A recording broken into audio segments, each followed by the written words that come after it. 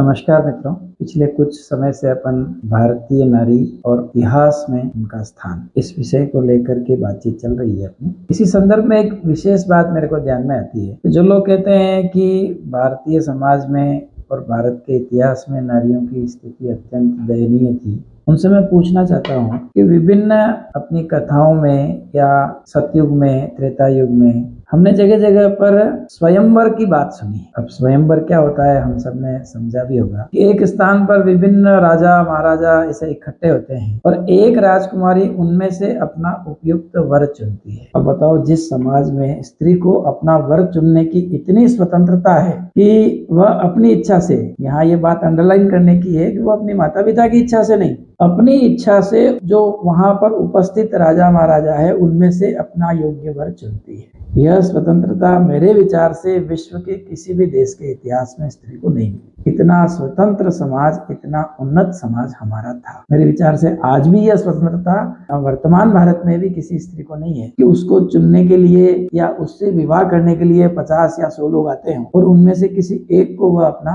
जीवन साथी चुने। आप देखेंगे भगवान राम स्वयं सीता जी के लिए गए तो वहां स्वयंवर हुआ। वहां स्वयंवर में यह शर्त रखी गई कि जो धनुष पर प्रत्यंचा चढ़ाएगा वह सीता जी के पति के रूप में माना जाएगा या सीता जी उसका वर्ण करेगी। अब उसको हम यूं कह सकते हैं कि धनुष मतलब उस समय का कोई एक प्रक्षेपास्त्र या ऐसा कोई विशेष अस्त्र होगा जिसका ज्ञान कुछ सीमित लोगों को हो और जिन सीमित लोगों में से एक व्यक्ति को चुनना। इसी प्रकार से त्रेता युग में द्रौपदी के लिए स्वयंवर की रचना हुई। आप कलयुग में देखिए, पृथ्वीराज चौहान के समय में संयोगिता के लिए स्वयंवर रचा गया और ऐसा वर्णन आता है कि पृथ्वीराज चौहान को अपमानित करने के लिए वहां उनकी एक पत्थर की मूर्ति लगाई गई और संयोगिता ने उस पत्थर की मूर्ति के गले में माला डाल करके और पृथ्वीराज के साथ जाना स्वीकार किया। यह कलयुग की बात है ना।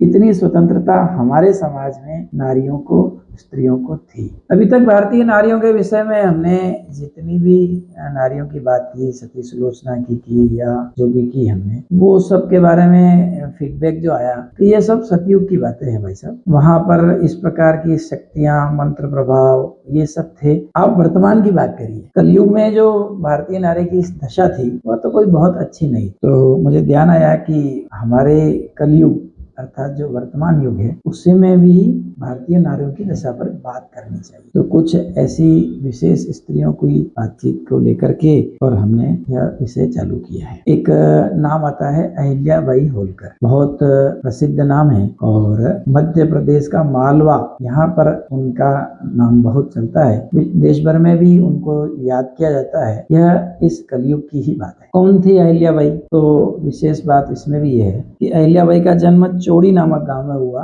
जो आजकल महाराष्ट्र के अहमदनगर जिले में है और अभी उसको अहिल्या नगर के नाम से हम जानते हैं, जो जामखेड़ा में पड़ता है। विशेष बात उल्लेखनीय है यह है कि वह धनगर जाति की थी। धनगर मतलब क्या? आज का ओबीसी समाज, मतलब जो यहाँ अपने राजस्थान में जिनको गाडरी कहते हैं, पशुपालक जाति, उस जाति की वह थी। उनके पिताजी का नाम माणको जी था और वे धनगर जाति के होकर के क्षेत्र के पटेल हुआ करते। 10-12 वर्ष की उम्र में उनका विवाह हो गया और 29 वर्ष की अवस्था में वे विधवा हो। अब जो लोग कहते हैं कि भारत में विधवाओं की स्थिति बड़ी दयनीय थी, उनके साथ शारीरिक शोषण होता था, तो उनको अहिल्याबाई होलकर की जीवनी अवश्य पढ़नी चाहिए। 29 वर्ष की अवस्था में जब वे विधवा हुई तो उन्होंने अपने ससुर की सहायता से राजकाज संभाला। महेश्वर जो मालवा में एक प्रसिद्ध स्थान है, नर्मदा नदी के तट पर बसा हुआ है, वहां उनका मूल स्थान था। वहां से उन्होंने अपना शासन ठीक प्रकार से संभाला। उनके शासन में बहुत सी विशेषताएं उस समय की ध्यान में आती है।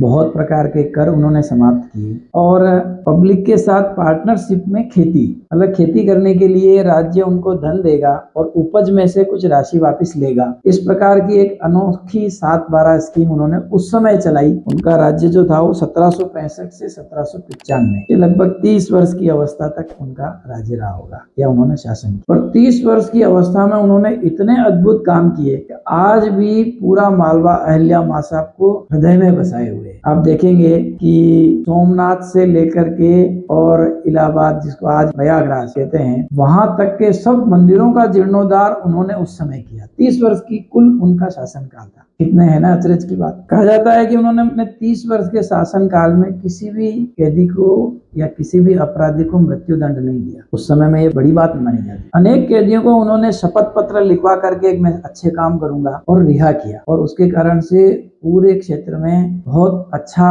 अनुकूल वातावरण बना। किसानों को पब्लिक पार्टनरशिप जो आज चल रही है उसके तहत खेती करवाई। आज जो मालवा का क्षेत्र अन्न का टोकरा कहा जाता है, अनाज का टोकरा कहा जाता है मालवा को, उसमें माँ नर्मदा मैया और अहिल्या माँ साहब दोनों का बराबर योगदान है। उनके शासन काल में किसी भी राजकीय पत्र पर हस्ताक्षर के स्थान पर शिवोहम, शिव की आज्ञा, ऐसा लिखती थी। अर्थात वे यह मानती थी कि मैं भगवान शिव की आदेश पर यह गद्दी पर हूँ और शिव ही इस साम्राज्य के स्वामी हैं। जैसा कि मेवाड़ में भी ऐसी परंपरा है, एकलिंग नाथ और महाराणा उसके दीवान, वैसा ही उन्होंने वहां शासन चलाया। और इस कारण से उन्होंने अनेक स्थानों पर मंदिरों का पुनरुद्धार कराया और हर स्थान पर, मतलब कहते हैं कि काशी विश्वनाथ, सोमनाथ मंदिर का जीर्णोद्धार कराया और ठेठ त्र्यंबकेश्वर तक के मंदिरों को उन्होंने ठीक करवाया। और जहां उनका शासन नहीं था वहां के नवाबों को वो पत्र लिख करके मंदिर के जीर्णोद्धार के लिए आग्रह किया। मालवा के क्षेत्र में उन्हें न्याय की देवी के रूप में कहा जाता है। इसका एक घटना भी आती है कि इंदौर,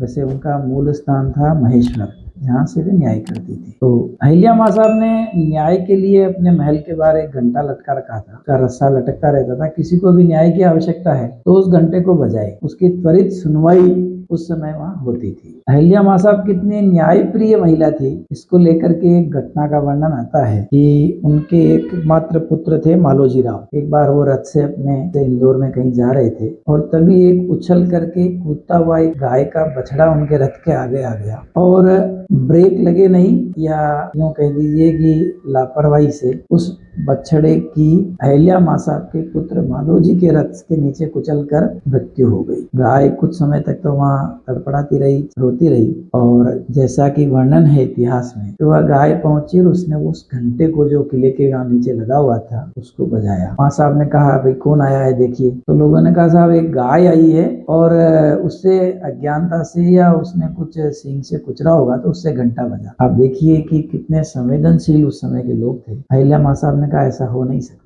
घंटा लगाए बरसों हो गए, आज तक किसी गाय ने इसको छुआ नहीं है। आज कोई विशेष बात है, पता करिए इस गाय के साथ क्या समस्या है। अहिल्या माँ साहब ने कहा इस गाय के मालिक का पता करिए, वह इसे चारा पानी समय से देता है, इसे कोई कष्ट तो नहीं है, इसका मालिक इसके साथ कोई अन्याय तो नहीं कर रहा। जब प्रहरियों ने उसके गाय के मालिक को पकड़ करके और दरबार में उपस्थित किया तो उसने कहा मातोश्री, इस गौमाता के साथ अन्याय तो हुआ है परंतु उसका कारण मैं नहीं कोई और है। माँ साहब ने कहा बताओ और निसंकोच होकर कहो कौन है। जब उन्होंने सारी घटना ठीक प्रकार से उनको बताई तो आगे क्या हुआ यह बड़ा रोचक। अहिल्या माँ साहब तनिक भी विचलित नहीं हुई। उन्होंने अपने पुत्र मालोजी की पत्नी मैनाबाई को दरबार में बुलाया और उनसे पूछा कि मैनाबाई, किसी माँ के सामने उसके पुत्र की कोई हत्या कर दे, इस अपराध की क्या सजा होनी चाहिए। मैनाबाई ने कहा भाई जिस प्रकार से उसके पुत्र की हत्या हुई है, हत्यारे को भी उसी प्रकार से दंड मिलना चाहिए, उसी प्रकार से उसकी मृत्यु होनी चाहिए। आप आश्चर्य करेंगे, अहिल्या माँ साहब ने उसी समय कहा कि मालोजी के हाथ पैर बांध के उसी रास्ते पर डाला जाए और जिस प्रकार से गाय का बछड़ा रथ के नीचे कुचला गया है, मालोजी को कुचल करके मृत्यु दंड दिया जाए।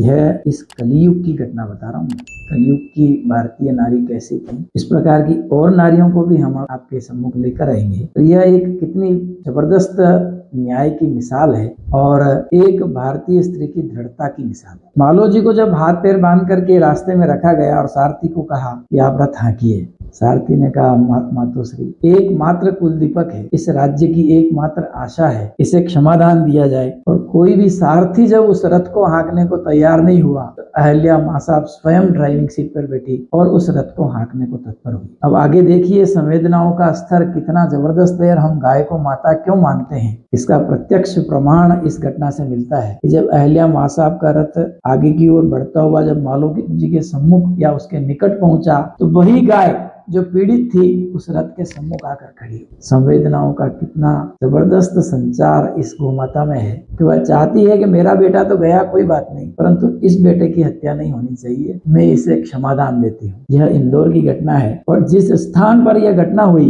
क्योंकि गाय उस रथ के आड़े आ गई थी, इसलिए आज तक उस स्थान को आड़ा बाजार माना जाता है, कहा जाता है। अहिल्या मां साहब के साथ एक और बात विशेष रूप से जुड़ी है और वर्तमान परिप्रेक्ष्य में जब हम कहते हैं कि भारत में जाति प्रथा का विष बहुत पुराने समय से फैला हुआ है, तो एक तो यह बात कि अहिल्या मां साहब स्वयं धनगर जाति से थी जो आज ओबीसी में है। दूसरी बात, जब अहिल्या मां साहब ने गद्दी संभाली तो उनके राज्य में डाकुओं का बहुत आतंक था, स्थान स्थान पर लूटपाट करते थे। तो उन्होंने घोषणा की कि जो इस राज्य को डाकुओं के आतंक से छुटकारा दिलाएगा, मैं अपनी एकमात्र पुत्री का विवाह उससे करूं, और ऐसा किया भी। अपनी बेटी मुक्ताबाई का विवाह उन्होंने इस शर्त पर एक अज्ञात गरीब युवा से कर दिया कि जो इस राज्य को डकैतों से मुक्ति दिलाएगा उसके साथ मैं अपनी बेटी का विवाह करूंगा। और यशवंत राव करके एक गरीब युवक जो साहसी था और उसने डकैतों से उस राज्य को मुक्ति दिलाई, उनके साथ उन्होंने मुक्ताबाई का विवाह कर। अब यह अंडरलाइन करने योग्य या सबके समझने योग्य बात है कि जाति प्रथा और जन्मजात जाति, इसका कितना असर भारत में था, यह इस 17वीं शताब्दी की बात से प्रत्यक्ष पता चलता है। इस प्रकार से हम सबके ध्यान में आता है इस कलयुग में अहिल्याबाई होलकर नामक एक महिला, जिसके पति की 29 वर्ष में मृत्यु हो गई, एकमात्र बेटे की भी उनके जीते जी मृत्यु हो गई, फिर भी उन्होंने समाज सेवा, मंदिरों का जीर्णोद्धार, व्यक्ति मात्र की सेवा